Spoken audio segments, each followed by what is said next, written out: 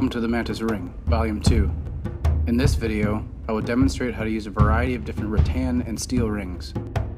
The size and the weight of the ring presents different challenges to the practitioner.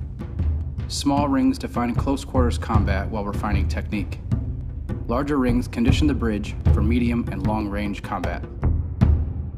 The heavy steel ring builds strength and increases fluidity while under pressure. Ring training is often done in solitude and should be a rigorous, even meditative practice. This video series is a result of a 4-stage process I call O.P.A.L. Observe, play, apply, and learn. Applying this process is what I mean when I say that ring training can be meditative. A focused time of solo practice that is external in its execution, but driven by the introspective contemplation that accompanies the martial arts. This meditation process begins with observing the ring, its weight, size, and material. Then observe how your art flows through the ring.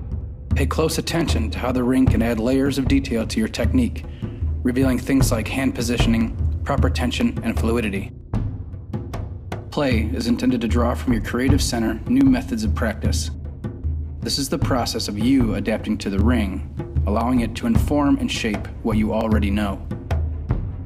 You will come to understand that the ring has its limitations. Not everything will work the way you want it to. However, keep in mind that the circle and its 3D manifestation, the sphere, has endless possibilities in training the details of your martial art. Apply is the process of weeding out ideas, concepts, principles, and techniques that arise out of the play stage.